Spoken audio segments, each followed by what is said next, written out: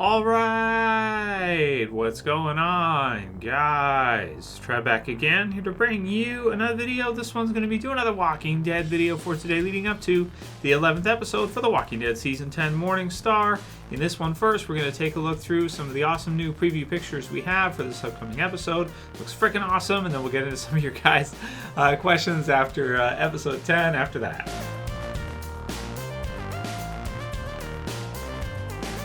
Alright, I'll put the link in the description so you guys can go ahead and check out all these new pictures as well as all of the different little preview videos that we have for this upcoming episode, this upcoming weekend, episode 11 Morning Star, which refers to, if you missed the recent video, the weapon that Daryl has with the ball and chain is called a Morning Star. And some of these pictures are really cool. There's also a new sneak peek with Negan and Alpha, where Negan brings up the idea to get them to bend the knee and surrender to the Whisperers to join them.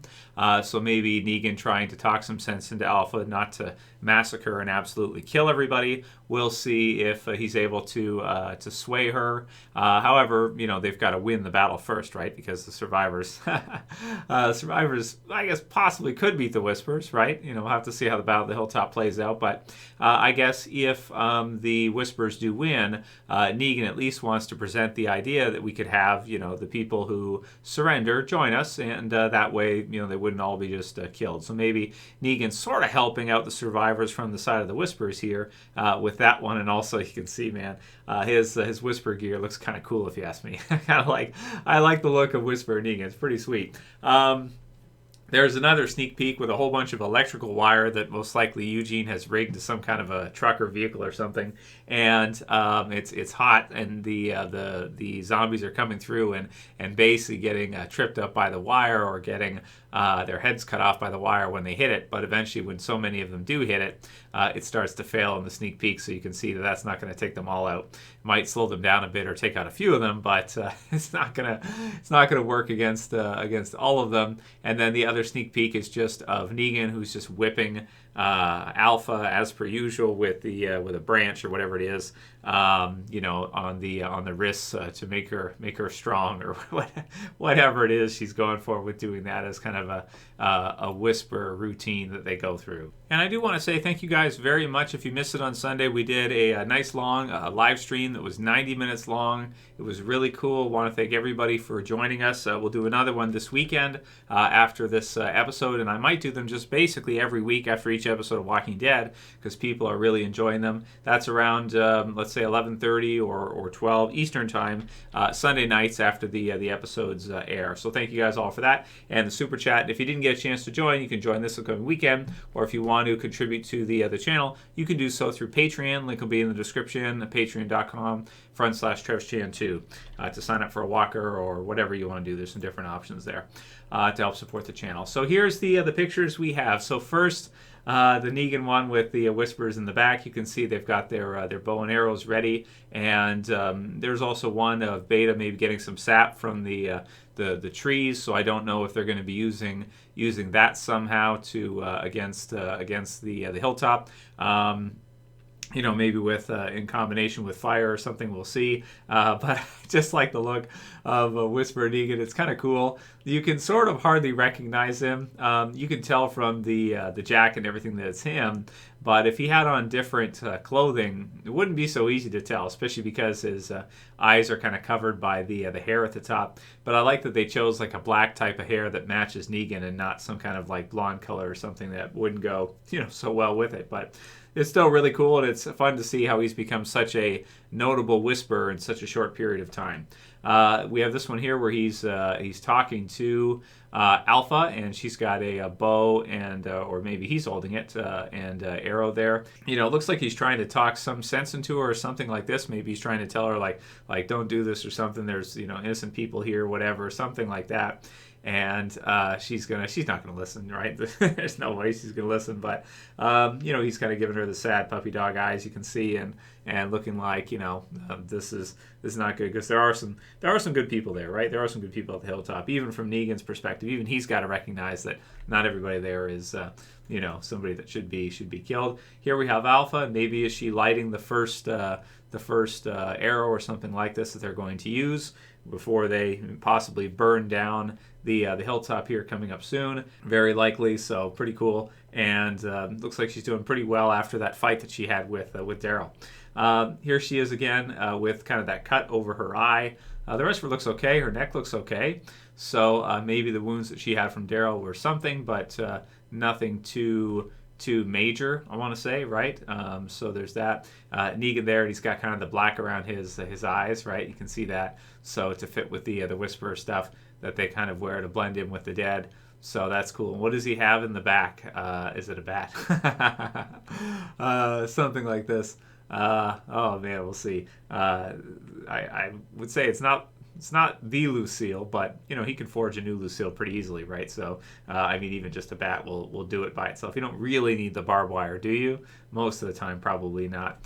And here we have all of the different survivors as they look to be scrambling. You have Eugene, you have all the others, and they've got some spears and whatnot. There's one at the top there that's got a whole bunch of blood on it already. We got Daryl at the left side, we got Rosine in the middle, and Luke, and just everybody kind of running through as all of the walkers are coming in, and it's coming in hot, right? So with the Whisperers at the back, most likely with their flaming arrows. So only thing with this right now, what we're seeing a lot of in the Walking Dead TV series is you have the notable survivors, but you have so many like unknown members of Hilltop and unknown members of Alexandria.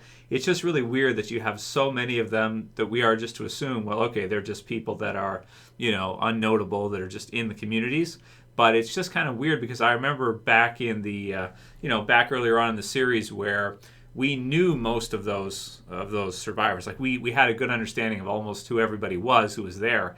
And nowadays it feels like at some point they totally kind of stopped developing some of these other characters, or just to where it's like you have so many of these just random Hilltopers or random Alexandrians that we just have no idea who they are. Like if they get killed off, it won't be anything different than a random Whisperer being kind of killed off unless they give us some kind of reaction afterwards. So here we have Aaron, and he's got the spiky ball hand, which is lots of blood on it, which is freaking cool. Eugene with a spear as well too, and then Luke in the background there, and again just a whole bunch of different random people we have no emotional attachment to, or we have no understanding of who they are really, like I was just saying. More of the same kind of stuff in and around the different barricades I guess they have at the Hilltop. We've seen the scene where they all get together with their shields in front and go into formation in that, like they were training earlier on this year at the Oceanside, if you guys remember from the premiere. So we'll see if those battle tactics and strategies are actually going to work now, or if it's all just going to crumble down. Based on these pictures, it looks like it's all just going to go to shit, right? So maybe they'll have to go into the inner walls of the Hilltop and fall back. But then once the whole thing goes up in flames, man, it's going to be pretty exciting. So that's it for the previews, the preview pictures, and the different sneak peeks and trailers that we have for this upcoming episode. Really look awesome.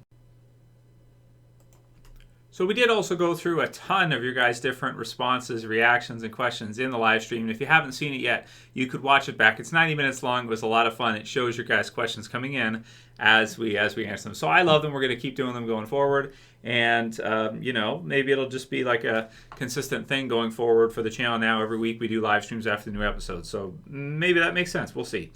Corey's Lawn Care sent through one, LLC, who says, that's a fun name for username for YouTube, Corey's Lawn Care. Corey, do you actually do lawn care? I think you probably do, don't you, right? Like lawn, services and stuff. Horticulture, is that the, landscaping, is that the thing? He says, this may be the best Rick Grimes or post Rick Grimes episode about episode 10. So the beta episode. It was really great. A lot of people said, one of the best episodes they've done in years. Some people said one of the best episodes ever, which is really difficult for them to set at this point because there have been so many episodes of Walking Dead over the years, right over the 10-year run. It's hard to watch an episode after and say like, oh, this was one of the best episodes ever. It has to be like an insanely good episode to make it into those top 10. I would say that it was one of the most exciting episodes ever done. Maybe it is the best episode post Rick, but I also loved the Daryl versus Beta fight, And the one thing about that episode, this weekend, episode 10, is, well, I guess she did have a character death with Laura, because that was a pretty big one to see her be killed off, because she was in the show for several years and everything, even though she was never really, well, she was kind of at the forefront with Dwight and the stuff that was happening with that, and the Saviors and everything. So she was a forefront character, to a degree anyway. Maybe I wouldn't say she was like an A-lister at the very front, but it's a notable death of some kind. But a lot of times I think like those episodes that are in the top 10 nowadays are probably going to be reserved for those episodes that are like the most memorable, like some of the ones that have the biggest deaths ever in them and that kind of stuff.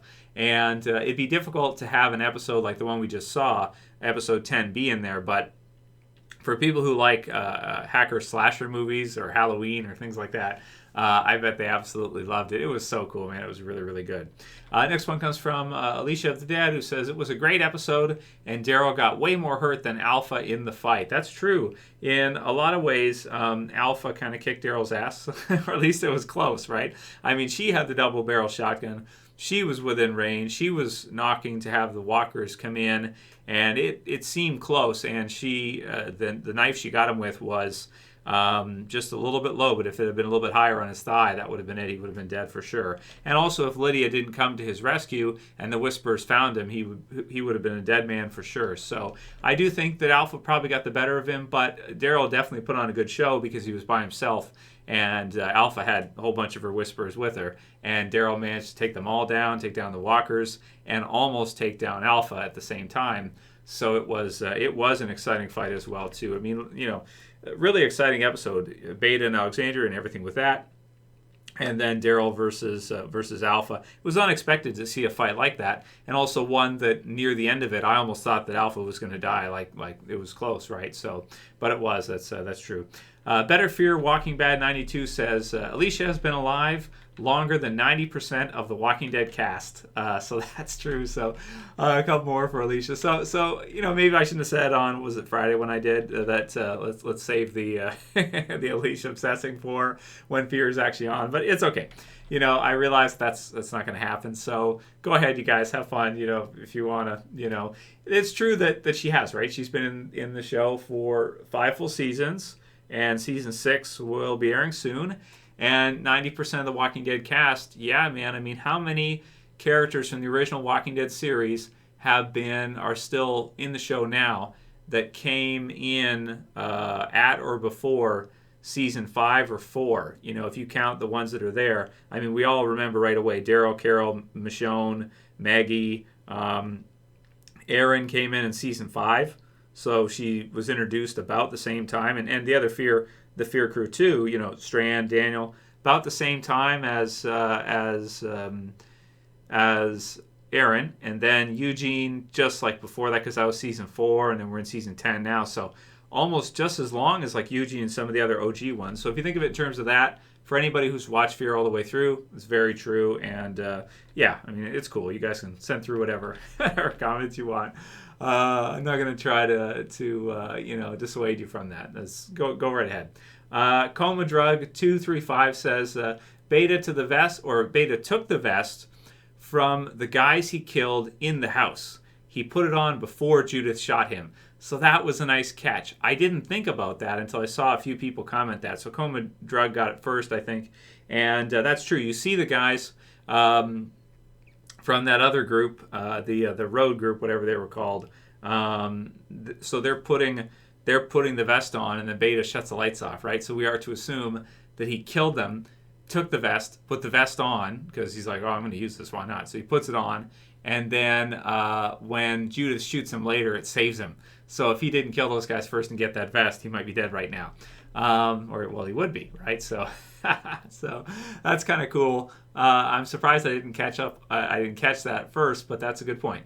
John Collins says, Trev, did you notice on the front of their battle shields before the battle, they have 10 years written, which is pretty cool. Well, I wasn't sure if that's just in the trailer or if that's actually in the episode itself. So I guess we'll see this upcoming weekend with Morningstar whether or not that was like a trailer thing they added on, or whether they actually have that written on their shields, referencing that the characters that are there right now that are still there, still alive, have been alive for 10 years of the zombie apocalypse. So I guess we'll see which one that is. I think it'd be cool either way, but it would be really cool if they actually wrote it on there, because the time has sort of synced up now between the amount of years it's been on TV and the amount of years they've survived in the zombie apocalypse. It's kind of cool that they kind of sync that up. I think it makes sense to do that. Like each season would be like a year or something. It didn't work out that way. They ended up doing a huge time skip to kind of sync it up, but it still makes a lot of sense, and it's yeah, it's cool.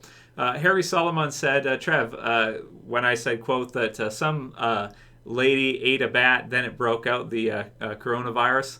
He says, ironically, that lady's name was Lucille. I didn't know that. Is that true, Harry? I gotta look that up now.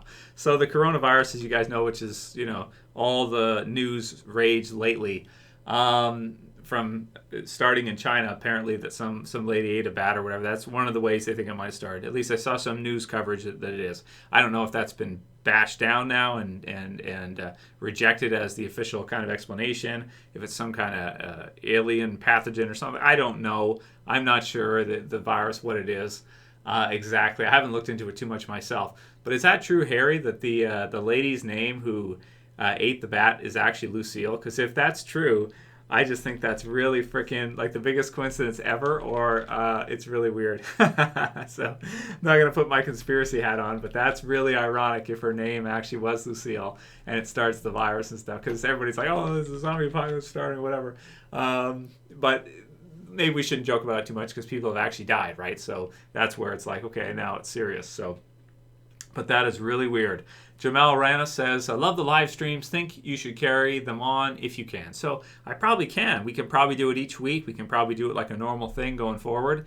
And I think that's really cool. So I have a lot of fun doing it with you guys. So I think we will. At least we'll continue for now. We'll do one a week after each episode and see how long that lasts for. Maybe we can do it just going forward permanently, basically.